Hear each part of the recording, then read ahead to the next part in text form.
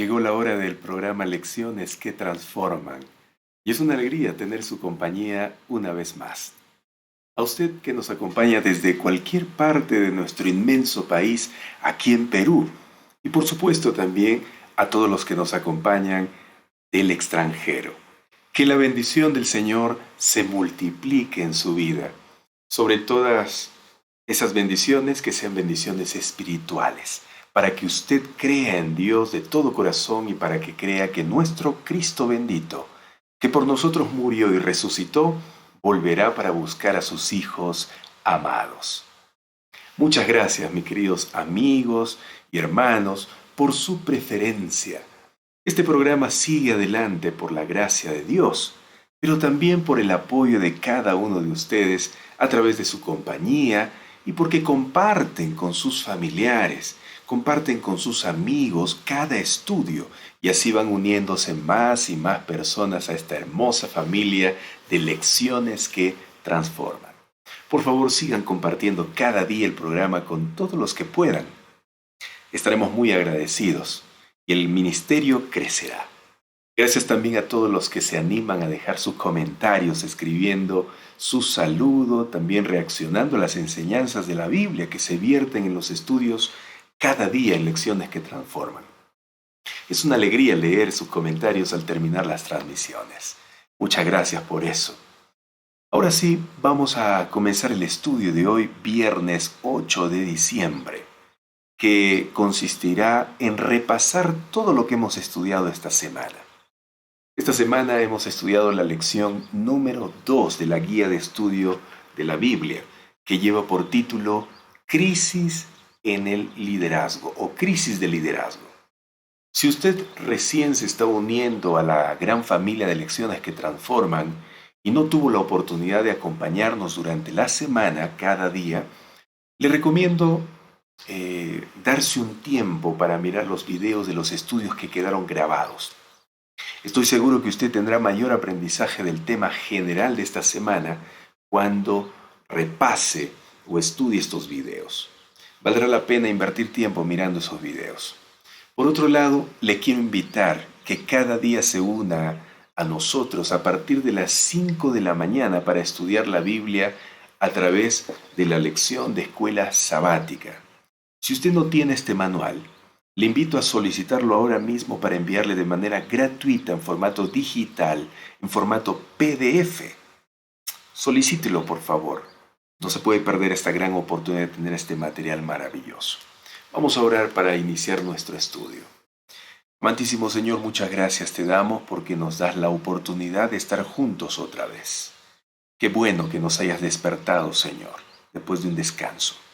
Ahora queremos, Señor, que nos ilumines, ilumina nuestra mente para entender tu palabra en este repaso de la lección de la semana. Gracias por unirnos en el programa. En el nombre de Jesús. Amén, Señor. Amén. Muy bien, una vez más queremos dar la bienvenida a todos nuestros amigos y hermanos que están ya con nosotros. Qué lindo. Gracias Rosa Elena desde Argentina, Hugo Malca desde Trujillo aquí en Perú, Nicolás Leoncio Maras desde Juliaca, aquí desde donde estamos transmitiendo. Alicia Vargas está en Yurimaguas. Alicia Vargas, un fuerte abrazo. Carmen Flores, que también está con nosotros. Leonardo Parisela también desde Juliaca. Lucía Carlos desde Tarapoto. Claudia Portales, un fuerte abrazo. Miriam Ramírez, Wendy Rivera desde Colombia. Qué maravilloso. Edith Torres, Miriam Ramírez, Ofelia Berroa y todos los que están dejando su comentario. Muchas gracias. El estudio de la lección de esta semana se titula Crisis de Liderazgo. Día tras día hemos estado analizando la crisis del liderazgo de Judá y los tristes resultados posteriores. El énfasis de nuestro estudio durante esta semana estuvo en Isaías capítulo 6, especialmente los 3 primeros versículos. Y comencemos leyendo Isaías capítulo 6, versículo 1, que es el versículo base de la semana. Dice: En el año que murió el rey Usías, vi yo al Señor sentado sobre un trono alto y sublime, y sus faldas llenaban el templo. Mis queridos amigos, el primer versículo de Isaías capítulo 6 menciona que Isaías tiene una visión del Señor sentado sobre un trono y que la visión ocurre en el año que murió el rey Usías. La primera pregunta que debemos responder en el repaso de la lección de esta semana es: ¿por qué el profeta Isaías se refiere en este capítulo 6, a la muerte del rey Usías? ¿Cuál es el significado de la muerte de este rey, el rey Usías? Para responder esta primera pregunta, es necesario conocer el contexto histórico de este rey. Y el contexto histórico podemos encontrarlo en Segunda de Crónicas, capítulo 26. El segundo libro de Crónicas, capítulo 26, nos brinda un bosquejo del reinado del rey cuya muerte se menciona en Isaías capítulo 6. Segunda Crónicas, capítulo 26, destaca ampliamente la gloriosa carrera de Usías durante su reinado de 52 años sobre Judá.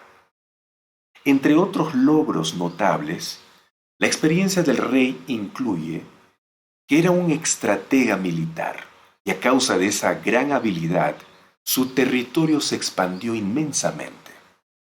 Su experiencia también incluye la formación de un ejército bien equipado, la invención de tecnología militar, la prosperidad material en su territorio y su gloriosa fama.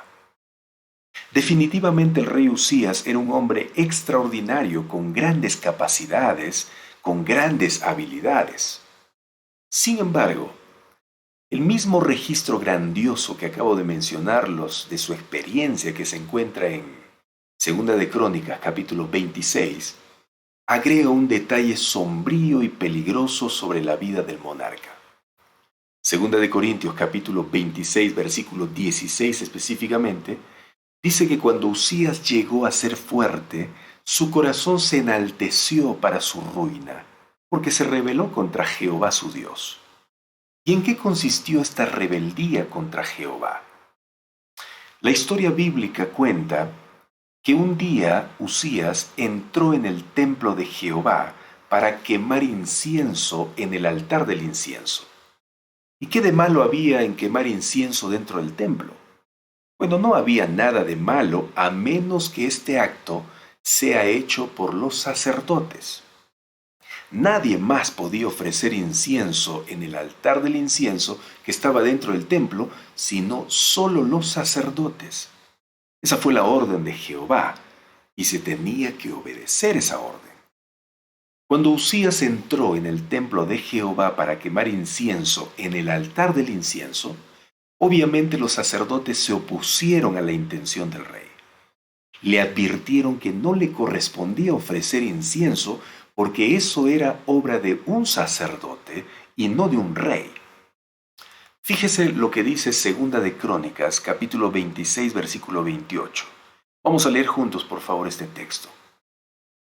Los sacerdotes le dijeron a Usías: no es a usted, Usías, a quien corresponde quemar incienso al Señor. Eso es función exclusiva de los sacerdotes, los descendientes de Aarón, los cuales son apartados para este servicio. Salga del santuario, porque ha pecado.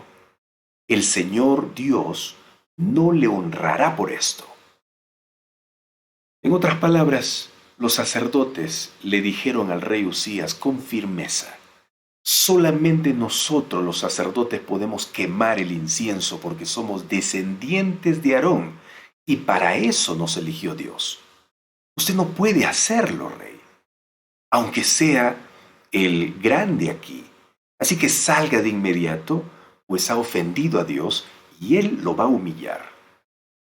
Cuando el rey Usías escuchó la sentencia de parte de Dios a través de los sacerdotes, en vez de humillarse y pedir perdón, se llenó de ira porque se le reprendía así a él, que era el rey.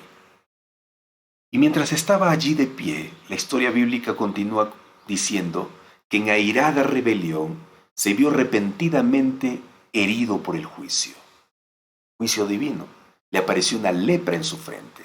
Huyó espantado para nunca más volver a los atrios del templo y hasta el día de su muerte, algunos años más tarde, permaneció leproso, como vivo ejemplo de cuán insensato es apartarse de un claro "así dice Jehová".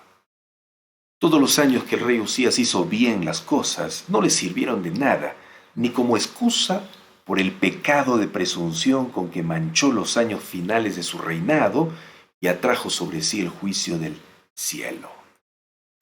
Entonces, respondiendo a la primera pregunta de nuestro repaso de hoy, ¿cuál es el significado de la muerte del rey Usías? Es decir, ¿por qué el profeta se refiere en este capítulo a la muerte del rey Usías?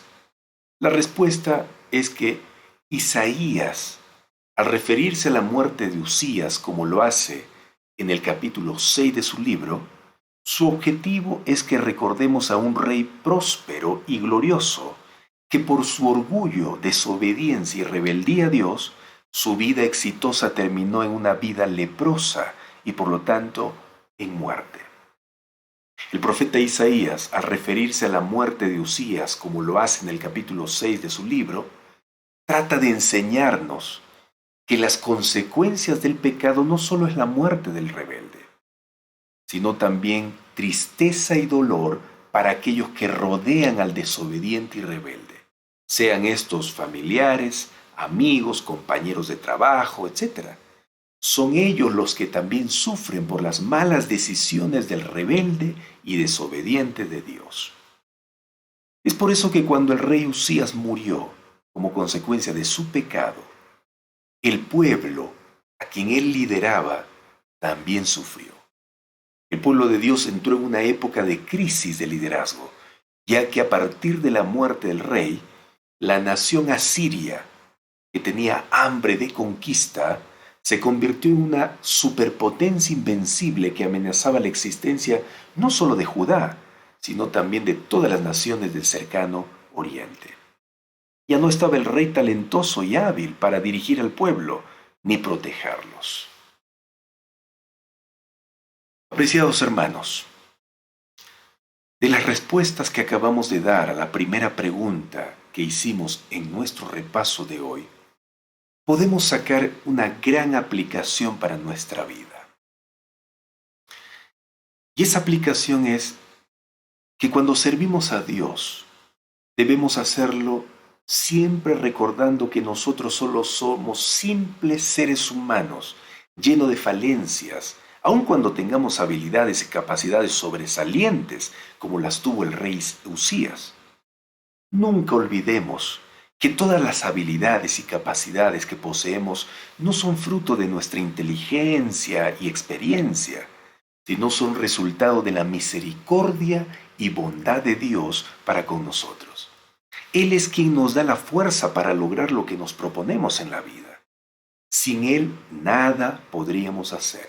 Sin Él estamos perdidos, amigos, queridos hermanos. Estamos perdidos. Así es como Dios mismo, a través de Moisés, nos advirtió en Deuteronomio capítulo 8, versículos 11 al 20, diciéndonos: tengan cuidado de no olvidarse del Señor su Dios. Cuando hayan comido y estén satisfechos, y vivan en las buenas casas que hayan construido, y vean que sus vacas y ovejas han aumentado, y lo mismo que su oro y su plata y todas sus propiedades, no se llenen de orgullo, ni se olviden del Señor su Dios. No se les ocurra pensar: toda esta riqueza la hemos ganado con nuestro propio esfuerzo. Sino deben acordarse del Señor su Dios, ya que ha sido Él quien les ha dado las fuerzas para adquirirla. Pero si se olvidan ustedes del Señor su Dios, yo les aseguro, desde ahora que ustedes serán destruidos por completo. Amigos, definitivamente el rey Usías no tomó en cuenta los consejos divinos y fue destruido. Y lastimosamente no solo él sufrió, sino también la nación a quien él lideraba sufrió. Amigos, nosotros no debemos cometer el mismo error que el rey Usías cometió. No nos olvidemos que la voluntad de Dios tiene que ser respetada y cumplida. No tratemos de vivir nuestra vida como nos venga en gana, haciendo lo que nos gusta sin tomar en cuenta lo que le gusta a Dios. Cada día de nuestra existencia debemos reconocer a Dios como el dueño de toda nuestra vida, de todas nuestras decisiones, nuestros planes, nuestros sueños, nuestros proyectos de vida y de todo lo que hagamos en este mundo. No olvidemos que sin Dios nada somos y nada podemos hacer. Mi querido hermano, mi querido amigo, en este momento usted tiene una empresa, tiene poco o mucho dinero, tiene una gran casa o varias posesiones, tiene muchas comodidades, tiene títulos profesionales, tiene una buena familia. Mi querido amigo, si usted tiene todo lo que acabo de mencionar, o más cosas tal vez, alabe a Dios por lo que tiene y reconózcalo como el dador y el dueño supremo de todos sus bienes y bendiciones también, porque Él es quien le dio las fuerzas, le dio la vida para lograr conseguir lo que posee. El rey Usías y otros personajes de la Biblia y del mundo han olvidado esta verdad y han fracasado. No caigamos en el mismo error que ellos. La fama y el esplendor son grandes atractivos para muchas personas. El rey Usías es un ejemplo perfecto de alguien que codiciaba ambas cosas. Su comportamiento en el templo fue un insulto a Dios y una blasfemia a su santo servicio. Su accionar fue en contra de la voluntad revelada por Dios. Si usted ocupa un puesto de liderazgo en su iglesia, piense en todo lo que esto implica, hermano, hermana. Lo que debería preguntarse siempre es, ¿con cuánta fidelidad, respeto y reverencia estoy atendiendo las cosas sagradas del Señor? La obra que hago para Dios es solo para adquirir fama y esplendor sin importar la voluntad de Dios o si estoy sirviendo con humildad y dedicación. Estas preguntas son para reflexionar y para tomarlas en cuenta siempre, mis queridos amigos. La segunda pregunta que debemos responder en el repaso de la lección de esta semana es, ¿qué significa que Dios es santo? Para responder esta pregunta, necesitamos saber que después de un reinado largo, estable y próspero de 52 años, Usías finalmente falleció aproximadamente en el año 740 a.C. Isaías era un joven cuyo ministerio comenzó cerca del final del reinado de Usías, por lo que nunca había conocido a nadie más que a Usías como rey. Entonces el joven profeta se preguntaba, ahora que el rey Usías ha muerto, ¿qué pasará con mi pueblo? ¿Quién nos ayudará ante nuestros enemigos? Ahora, humanamente, todo dependía del carácter, la capacidad y el coraje del hijo y sucesor de Usías llamado Jotán. En ese contexto, en ese contexto de temor e incertidumbre, cuando el profeta Isaías recibe una asombrosa visión del Santo de Israel. Leamos una vez más Isaías capítulo 6, versículo 1 que dice, en el año que murió el rey Usías, vi yo al Señor sentado sobre un trono alto y sublime, y sus faldas llenaban el templo. En contraste con la personalidad y la experiencia del famoso pero deshonroso rey Usías, el profeta expresa la gloria del Señor en Isaías capítulo 6, versículo 1. Él dice, vi yo al Señor sentado sobre un trono. Amigos, con la expresión de la palabra Señor, este versículo, el profeta Isaías apunta a la posición exaltada de Jehová, el Rey del universo. Isaías utiliza la expresión Señor, que en hebreo es Adonai, dejando en claro que se refiere al gobernante soberano del universo. Esta expresión ayuda a aumentar el contraste entre el Señor del universo y el gobernante terrenal de Judá llamado Usías. Lo que Isaías nos quiere mostrar es que el Señor todavía está sentado en su trono. El Señor todavía permanece en su trono. Hermanos, esta información es clave porque nos muestra que otros reyes habían pasado y pasarán, como fue el caso de Usías. Pero el dominio del Rey del universo es dominio eterno que nunca pasará, como lo dice Daniel capítulo 7, versículo 14. Por eso Adonai, el Señor, es el soberano del universo. Pero hay otro detalle importante que el profeta Isaías menciona en el versículo 1 del capítulo 6 de Isaías acerca de la visión. Él dice, el borde de su manto llena el templo. Hermanos, con esta expresión, el profeta Isaías enfatiza que el Señor está sentado en su trono y el borde de su manto llena el templo, lo que significa que la presencia del Señor rebosa completamente en el templo. Además, los seres celestiales adoran delante de él. Isaías capítulo 6, versículos 2 y 3 dicen, unos seres como de fuego estaban por encima de él. Cada uno tenía 6 alas.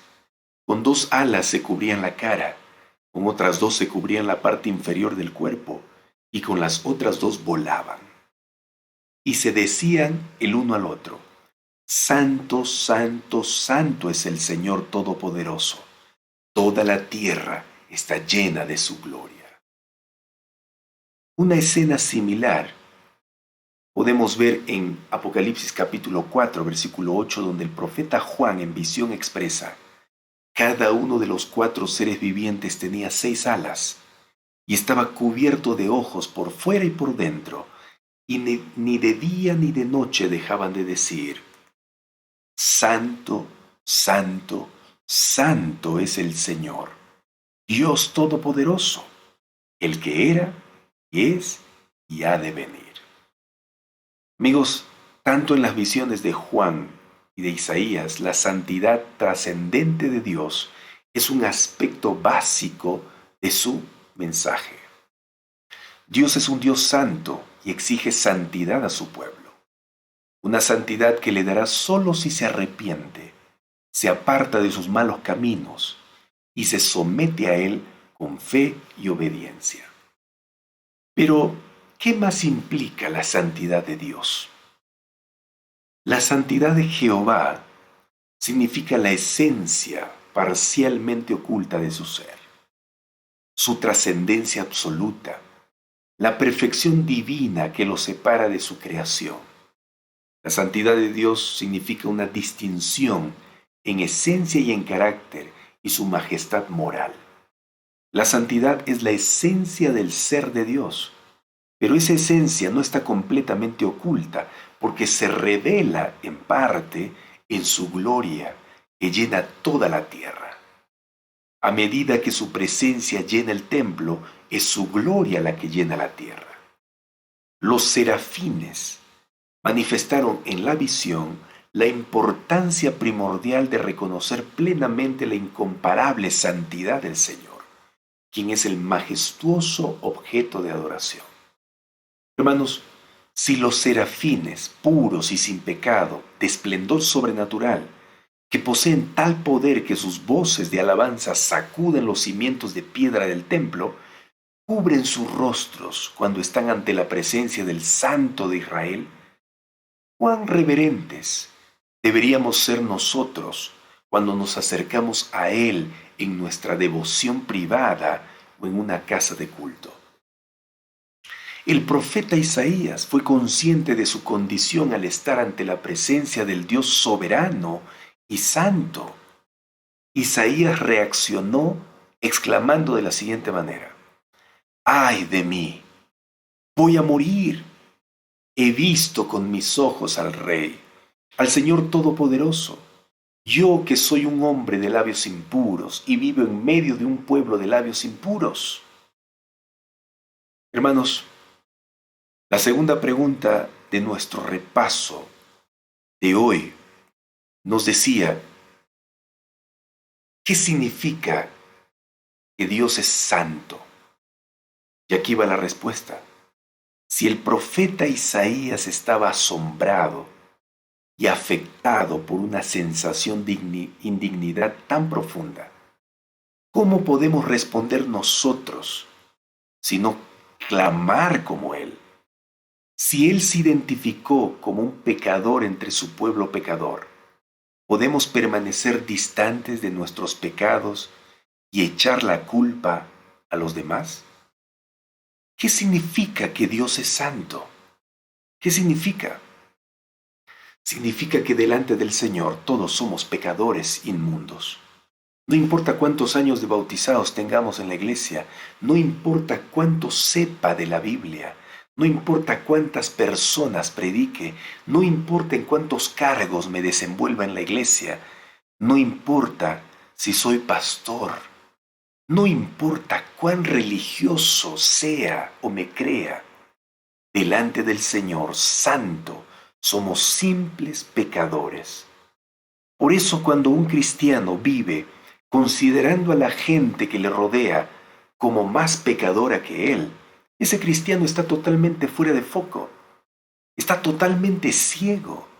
Su actitud demuestra que está lejos de Dios porque el que está ante la presencia santa de Dios se da cuenta de lo inmundo e impuro que es. Apreciados hermanos, nunca olvidemos que el que dice que no tiene pecado o no es muy pecador como su prójimo es un mentiroso. y le hacemos quedar también como mentiroso a Dios, porque Él mismo dijo en su palabra que todos hemos sido destituidos de la gloria de Él por haber pecado y estamos destinados a la muerte si es que Él no interviene. Recordemos que el que se enorgullece será humillado y el que se humilla será enaltecido. El humilde es perdonado, el orgulloso es condenado. Así de simple y clara es la verdad bíblica, hermanos. Ni más ni menos. Isaías contemplaba esta revelación de la gloria y la majestad de su Señor en visión y se quedó abrumado por un sentido de la pureza y la santidad de Dios. Cuán agudo contraste Isaías notaba entre la incomparable perfección de su Creador y la conducta pecaminosa de su pueblo y de él mismo. El impacto de la santidad del Señor es tal que Isaías se considera inmundo. El contraste es claro entre él, un ser inmundo, y Dios, un ser limpio y puro. Entonces la respuesta, la segunda pregunta del repaso de esta semana que dice, ¿qué significa que Dios es santo? Ya fue dada. Significa que la santidad trascendente de Dios es un aspecto básico de su mensaje. La santidad de Jehová significa la esencia de su ser, su trascendencia absoluta, la perfección divina que lo separa de su creación. Una distinción en esencia y en carácter y su majestad moral. ¿Qué significa que Dios es santo? Significa que delante del Señor todos somos pecadores inmundos y que por tal motivo merecemos la muerte. Y ante esta verdad, nadie puede creerse, hermanos, más bueno que su prójimo. Todos necesitamos la gracia perdonadora y purificadora de Dios. Y es aquí donde nosotros debemos hacer la tercera pregunta de nuestro repaso de hoy. ¿Hay solución para el problema de la inmundicia? ¿Hay solución para el problema de la inmundicia? Claro que hay solución. Afortunadamente, para Isaías y para nosotros, el carácter sagrado del amor de Dios incluye la misericordia hacia personas defectuosas, cuyos labios no son dignos de alabarlo, de hablar, ni siquiera contar a los demás. Y alabado sea nuestro Dios por eso. Mi hermano querido, ¿se ha puesto a pensar qué sería de nosotros si Dios no fuera bueno y misericordioso? Con toda seguridad, ya estaríamos eliminados, fulminados como Sodoma y Gomorra. Porque cada instante pecamos consciente e inconscientemente y nos manchamos de inmundicia. Así que debemos estar cada instante agradecidos a Dios por su bondad y misericordia. Isaías declara en el capítulo 6, versículo 6, en ese momento voló hacia mí uno de los serafines. Traía en la mano una brasa que con unas tenazas había tomado del altar. Con ella tocó mis labios y me dijo, mira, esto ha tocado tus labios, tu maldad ha sido borrada y tu pecado perdonado. Este tratamiento de fuego por parte de un serafín ardiente era como un bautismo de fuego para purgar la mente y la conciencia del profeta, con el fin de que sus labios pudieran comunicar pensamientos en armonía con los de Dios. Apreciados hermanos, como seres humanos, esta es la obra que necesitamos que se haga por nosotros. Necesitamos que el carbón encendido, tomado del altar, sea colocado sobre nuestros labios. Necesitamos escuchar las palabras, tu maldad ha sido borrada y tu pecado perdonado. Dios promete en la Biblia en muchas ocasiones perdonarnos y limpiarnos de toda maldad. Fíjese lo que dice Primera de Juan capítulo 1, versículo 9. Si confesamos a Dios nuestros pecados, Él, que es fiel y justo, nos perdonará y nos limpiará de toda maldad. Hermano, aquí hay una promesa de la obra que Dios desea hacer en nosotros para purificarnos, como lo hizo en la vida de Isaías. Si confesamos, dice, nuestros pecados. ¿Qué pecados? Todos los que cometamos, hermanos. Todos los que hayamos cometido, lo que estamos cometiendo, si confesamos a Dios, Él es fiel, Él es justo para perdonar, pero no solo nos perdona, sino nos limpia, dice, de toda maldad. Qué hermosa obra que Dios quiere hacer con nosotros. El Salmo, capítulo 86, versículo 5, dice, fíjate lo que dice este texto, subraya por favor este texto.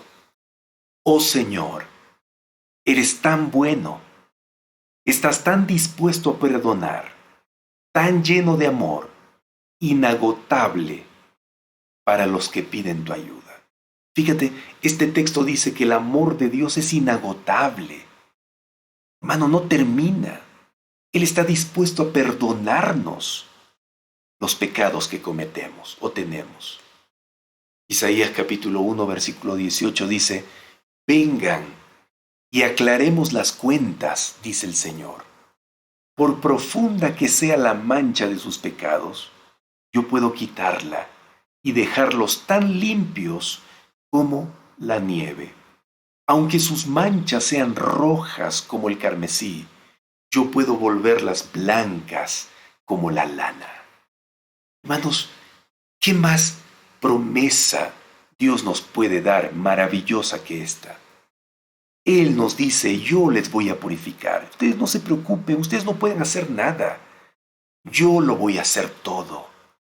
No importa en qué condición terrible esté tu vida, yo voy a purificarlas. Yo voy a cambiarlos. ¡Wow! Alabado sea nuestro Señor, ¿no creen ustedes? Amén por eso. Amén. Gracias, Señor. Gracias. Entonces, la tercera pregunta que dice, ¿hay solución para el problema de la inmundicia? Ya fue respondida con estos textos bíblicos. Amigos, el problema del pecado y la inmundicia lo soluciona solo Dios a través de su poder purificador. La cuarta pregunta del repaso de hoy es, ¿qué debemos hacer cuando somos purificados? Al ser purificados por Dios, ¿qué es lo que debemos hacer? ¿Qué es lo que debemos hacer? Justo después que Isaías recibiera la purificación, hermanos, la limpieza moral como un don divino, escuchó el llamado del Señor en el capítulo 6, versículo 8. Fíjate lo que dice. ¿A quién voy a enviar? ¿Quién será nuestro mensajero? Yo respondí, aquí estoy, Señor. Envíame a mí. Qué maravilloso llamado de parte de Dios. Pero también es extraordinaria la respuesta instantánea y completa de parte del profeta perdonado y purificado. El profeta responde, aquí estoy, Señor, envíame a mí. Hermanos, el profeta Isaías, cuando escuchó el llamado de Dios después de ser purificado, para enviarlo a compartir su mensaje, él no dudó para nada ante la comisión real que estaba siendo entregada, sino que respondió inmediatamente. Aquí hay otra lección, una gran lección que debemos aprender para que seamos transformados, hermanos. Y es que cuando Dios purifica la mente, purifica los labios con un propósito, no hay tiempo que perder, porque hay personas preciosas que están sufriendo y muriendo por la maldad del pecado y de este mundo. Isaías no se detuvo a considerar los obstáculos que podría encontrar o las dificultades que tendría que padecer por cumplir o para cumplir la comisión de Dios. Él era consciente que todo lo que se debía hacer era obedecer a Dios confiadamente y era un privilegio hacerlo. A Isaías no le importaban que las potencias terrenales estuviesen desplegadas contra Judá o que en su misión tuviese que enfrentar la oposición y la resistencia. Había visto al Rey, el Señor de los ejércitos, había oído el canto de los serafines que decían, toda la tierra está llena de su gloria. Y el profeta había sido fortalecido para la obra que tenía delante de sí. Hermanos, cuando somos purificados por Dios, con su toque poderoso, no debemos tener miedo de cumplir la misión, porque Él mismo nos capacita y nos fortalece. Y cuando eso pasa, las palabras que hablemos serán sabias y santas. Tendremos sabiduría para saber qué decir y qué callar cuando predicamos. Cuando el carbón encendido del altar primero toca nuestros labios y somos perdonados y purificados, seremos cuidadosos para no despertar el espíritu combativo o provocador, el prejuicio, cuando introducimos o compartimos la verdad. Cuando seamos santificados primero por Dios, haremos nacer en el corazón de las otras personas el anhelo de tener un mayor conocimiento de la palabra de Dios. Hermanos, siempre debemos tener en cuenta que cada persona que lleve el nombre de Cristo o es llamado cristiano, debiera estar dispuesto a prestar servicio en la obra de Dios. Todos debiéramos decir, aquí estoy, Señor, envíame a mí. Los labios que están dispuestos a hablar, aunque hayan sido labios inmundos, serán tocados por el carbón viviente y serán purificados. Estarán capacitados para hablar palabras que penetrarán hasta lo más profundo de la vida de las personas.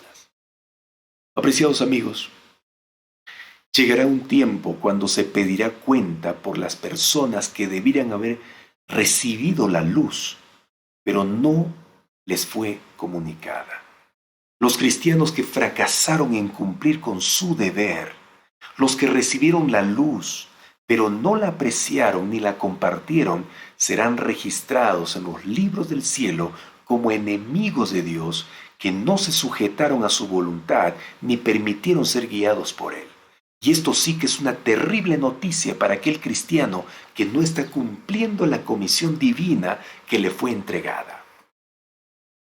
Hermanos, hoy más que nunca ha llegado la hora en que debemos hacer una gran obra en nuestro mundo y nosotros debemos estar prestos a responder a esta demanda. El mundo debe oír la amonestación de Dios. Con el perdón y la salvación que hemos recibido, aquí en el corazón, cada uno de nosotros debería hacer la obra de Cristo colocándose a su lado, siendo su mano humana y compartiendo de su amor con todas las ganas. Todo creyente, todo cristiano debe ser luz para Dios, que brille en la iglesia y en el mundo, recibiendo gracia tras gracia al impartirla a los demás. Así reflejaremos la imagen de Cristo en nuestras propias vidas. Pero alguien puede preguntar, ¿qué hago si las personas a quienes llevo el mensaje bíblico, no me quieren escuchar? Otro puede decir, a veces pierdo las ganas de compartir el mensaje bíblico porque la gente se aburre cuando le enseño la Biblia. Pone excusas para no estudiar, me rechazan. ¿Qué hacer si las personas a quienes llevamos el mensaje bíblico no quieren escuchar? ¿Qué hacemos? Dios les responde a estas personas que están con dudas y desanimados de cumplir la misión de la siguiente manera. Vamos a leer algunos textos bíblicos. Por favor, acompáñenme. Lea conmigo primero Ezequiel, capítulo 2, versículo 5. Dice, ya sea que te escuchen o se nieguen a escuchar, al menos sabrán que han tenido un profeta entre ellos. Ahora leamos el versículo 7 de Ezequiel 2. Tú debes entregarles mis mensajes escuchen ellos o no, pero no lo harán porque son muy rebeldes.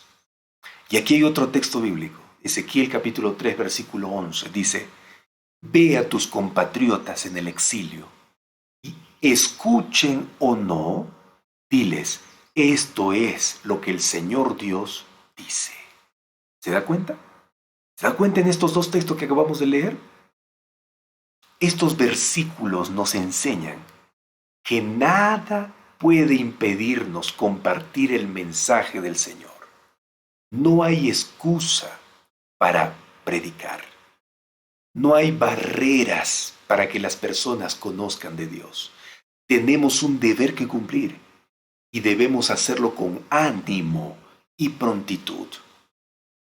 Una vez más, les recuerdo, hermanos, que llegará un tiempo cuando se pedirá cuenta por las personas que debieran haber recibido la luz, pero no les fue compartida, comunicada. Los cristianos que fracasaron en cumplir con su deber, los que recibieron la luz, pero no la apreciaron ni la compartieron, serán condenados y la sangre de esas personas serán derramadas sobre sus vidas. La Biblia dice esto en Ezequiel capítulo 3, versículo 18. Fíjese, lea conmigo. Si rehúsas advertir a los malos cuando yo quiero que les digas, están bajo sentencia de muerte, por lo tanto arrepiéntanse y salven sus vidas, ellos morirán en sus propias culpas, pero yo culparé a ti por ello. Qué tremenda advertencia, queridos hermanos, la que aquí nos da el profeta Ezequiel. Lo que Dios está, en realidad es Dios quien le da a Ezequiel. Lo que Dios está queriendo decir a cada uno de nosotros es, si yo le anuncio a alguien que va a morir por causa de su mala conducta y tú no lo adviertes, esa persona morirá por causa de su pecado, pero el culpable de su muerte serás tú por no advertirle. Hermanos, el llamado de Dios para Isaías en las siguientes preguntas, ¿a quién voy a enviar? ¿Quién será nuestro mensajero? Ante esta pregunta, Isaías respondió, aquí estoy, Señor, envíame a mí.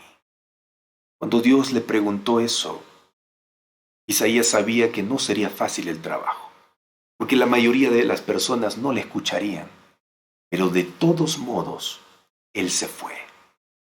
La pregunta para nosotros es, ¿iremos también? ¿Irás tú? ¿Responderemos al llamado de Dios? Hermanos, Dios no quiere que ninguno se pierda, nos dice 2 de Pedro capítulo 3 versículo 9. El deseo de Dios no es destruir, sino salvar por la eternidad. El trabajo de predicar no será fácil, hermanos, y en realidad nunca fue fácil predicar, porque el ser humano, desde que entró el pecado a esta tierra, siempre ha corrido de Dios, se ha escondido de su presencia. El ser humano pecador está acostumbrado a vivir de acuerdo a su voluntad. Cuando predicamos la palabra de Dios, lidiamos con personas que les gusta hacer lo malo y no desean practicar los principios bíblicos. Les gusta vivir a su manera. Es por eso que encontramos rechazo, burlas y hasta desprecio al llevarles la palabra de Dios. La gente se aburre cuando estudia la Biblia. No quiere escuchar. Prefiere dar tiempo a las cosas de este mundo. Cosas vanas, cosas sin sentido, vacías, antes que escuchar la palabra de Dios. No será fácil, hermanos. Estudiar la Biblia con las personas de este mundo no es fácil. No será fácil motivarlos a que estas personas dejen sus malos caminos para comenzar a hacer la voluntad de Dios y sean obedientes a Él. Muchos serán obstinados en su resistencia, tercos. Sin embargo, así como Dios, también nosotros debemos seguir llamándolos para darles más oportunidades de arrepentimiento.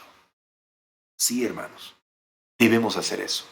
No debemos cansarnos. Debemos predicar al Señor y del Señor. Eso es lo que hemos aprendido esta semana. Eso hemos aprendido esta semana, hermanos. El título de la lección de esta semana fue Crisis de liderazgo.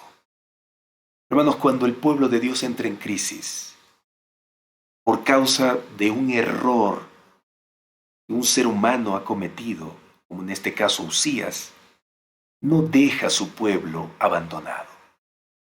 Isaías estaba desesperado porque se preguntaba, ¿qué va a suceder ahora que el rey ha muerto? ¿Qué va a suceder? ¿Quién nos va a dirigir? ¿Será que Jotán, el hijo de Uzías, el próximo rey, nos llevará a buen puerto? Y Dios respondió a Isaías y le dio calma mostrándole esta visión, diciendo, tranquilo, porque mi pueblo y tu vida no depende de un ser humano, depende de mí, depende de mí. Yo estoy al control de todo. Yo estoy al control de los acontecimientos que suceden en el universo y en este mundo y en tu vida. Por lo tanto, no te asustes, porque yo soy el soberano. Yo soy el soberano. Yo no abandoné este mundo. Yo estoy dirigiendo y estoy controlando todo. Y pronto verás mi gloria. Queridos amigos, no perdamos la confianza en Dios. Cuando tú ves la televisión, cuando tú ingresas a mirar el internet, cuando tú lees los periódicos, te das cuenta que el mundo está en una crisis de liderazgo, ¿o no? ¿Sí o no? Sí. Fíjate la superpotencia. Estados Unidos ha entrado en una crisis de liderazgo. Mira las muertes que hubo. Mira la violencia que hubo por la crisis de liderazgo. ¿Sí? Dos personas luchando el poder. Dos bandos luchando por el poder de liderazgo. Crisis. La pregunta es, ¿qué va a pasar? Y no solo Estados Unidos tiene crisis de liderazgo. Todos los países del mundo están en una crisis de liderazgo.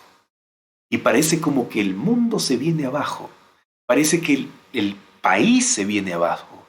Parece que los negocios, las empresas, el dinero, todo lo que pasa en este mundo se viene abajo. Pero Dios nos dice a través de esta visión de Isaías, tranquilo, yo estoy al control. No tienes por qué desesperarte. No tienes por qué asustarte. Yo estoy al control de todo lo que sucede en este mundo. Mi querido amigo, mi querida amiga, no te asustes por lo que está sucediendo en este momento. Isaías tuvo miedo, pero Dios se presentó ante él para darle confianza. Y hoy hace lo mismo Dios con nosotros.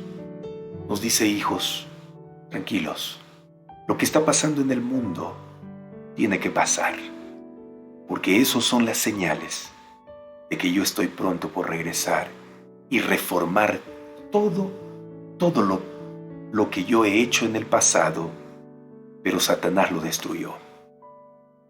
Estos son señales nada más, pero tranquilo, yo soy el santo soberano. Yo soy el que está encima de todo. Yo estoy controlando los acontecimientos. Tranquilo. Más bien, yo te envío ahora para que vayas y prediques. Prediques a los que tienen miedo también, a los que se sienten vacíos, a los que se sienten tristes y desesperados por lo que está sucediendo. Te envío para que prediques. Es verdad, no todos te van a escuchar, no todos te van a hacer caso. Te van a despreciar, van a cerrar sus oídos, van a voltear la cara y se van a ir por otro lado. Pero no hay problema, te escuchen o no te escuchen, predica. Predica, porque en medio de toda esa gente hay personas que necesitan saber la verdad y necesitan recibir consuelo con mi palabra. Eso es lo que nos dice Dios. Por eso, hermanos, Cada día debemos estar dispuestos a ser purificados por Dios. Nuestra mente debe ser purificada.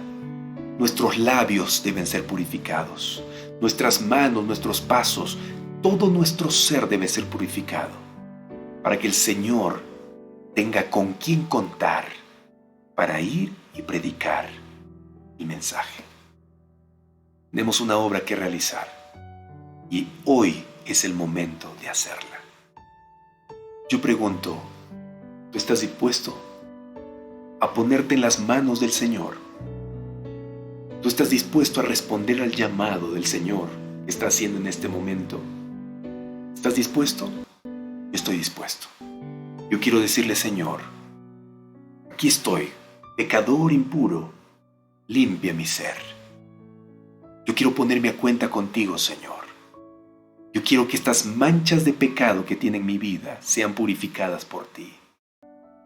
Yo quiero decirle, Señor, tú conoces mi vida, tú conoces mi pasado, tú conoces mi presente, pero también conoces mi futuro. Y eso es lo que te importa a ti, Señor, mi futuro. Tú quieres hacer de mí un hijo tuyo semejante a ti. Señor, aquí me pongo en tus manos. Heme aquí, envíame a mí. Dile eso al Señor en este momento. Cierra tus ojos ahí donde estás. Cierra tus ojos. Si quieres levantar tus manos, levanta tus manos. Y dile, Señor, aquí estoy. Aquí estoy, Señor. Gracias, porque tú eres un Dios maravilloso, que nos consuelas, que nos proteges, que nos fortaleces, que nos muestras y nos recuerdas que no estamos solos, que hay alguien que está llevando el control de todo lo que sucede en esta tierra, en este mundo, en este universo, en nuestras vidas. Y tú eres, Señor, quien está llevando el control de todo. Señor, que eso nos ayude a seguir adelante. Si hay alguien aquí que se está sintiendo temeroso, si hay alguien aquí que se está sintiendo vacío y está temblando por todo lo que está sucediendo a su alrededor, todo lo que está sucediendo en este mundo, Señor, consuélalo, abrázalo. Abrázalo, limpia sus lágrimas.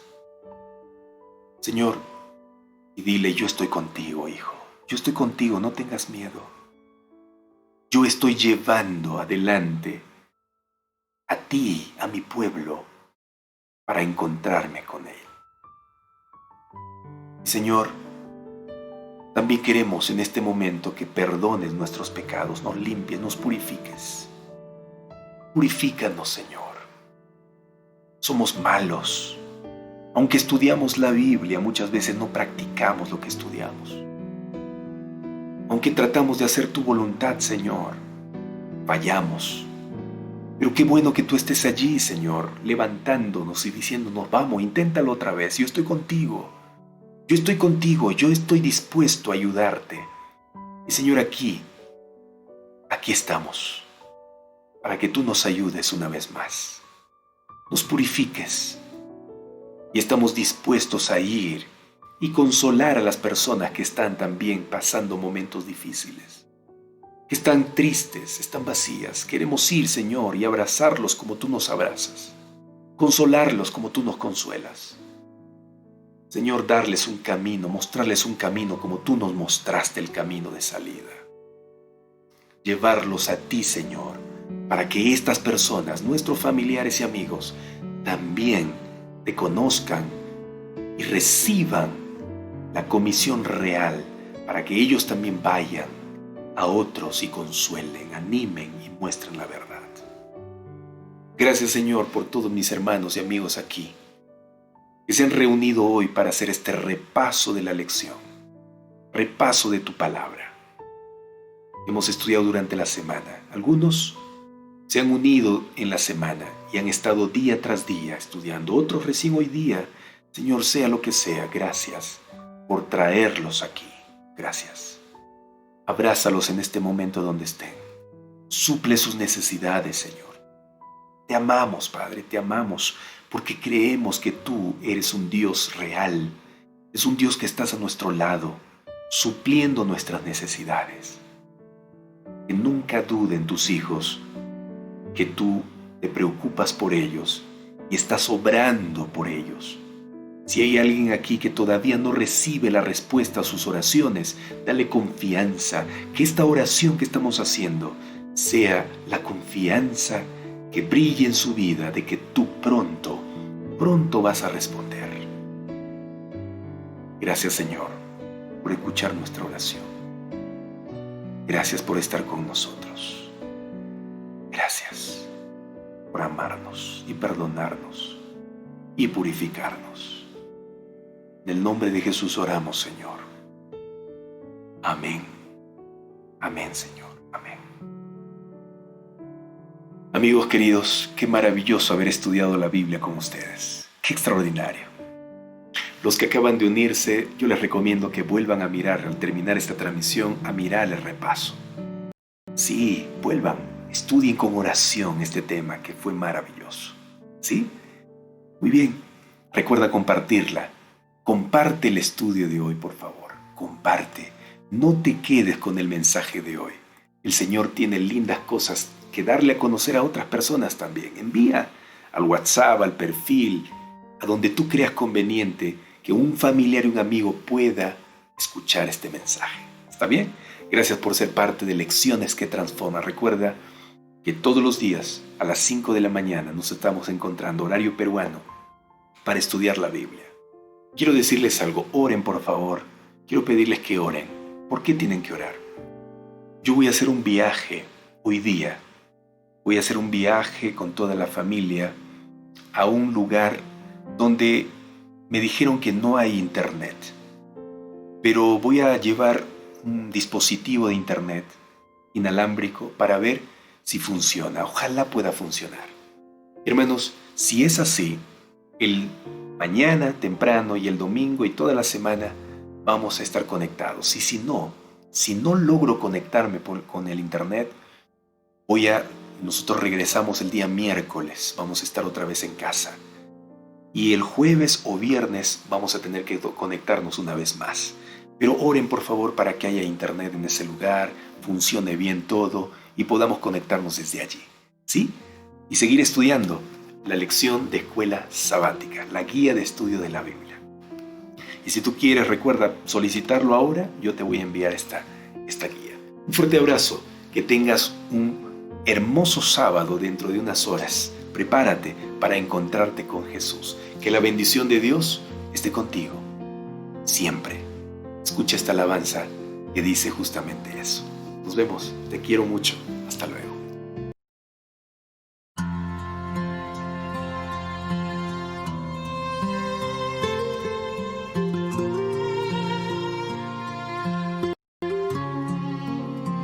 Que el Señor te dé paz y que su amor brille en ti, que su luz pueda alumbrar la senda frente a tus pies y así seguir la corona alcanzar. Vayas con Jesús. Su gracia nos enseñó a amar sin condiciones y a vencer el temor con el poder de tu amor. Toma la cruz para servir de corazón y al partir pueda ser su voz.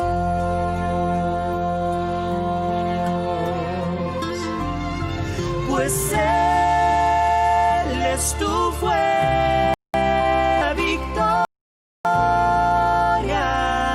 y luz. Él te dará sanidad.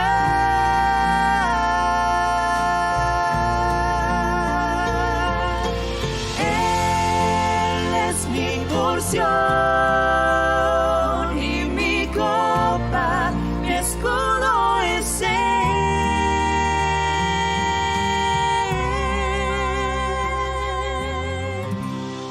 Y su bendición te dé valor y libertad, y que nunca te falte la fe.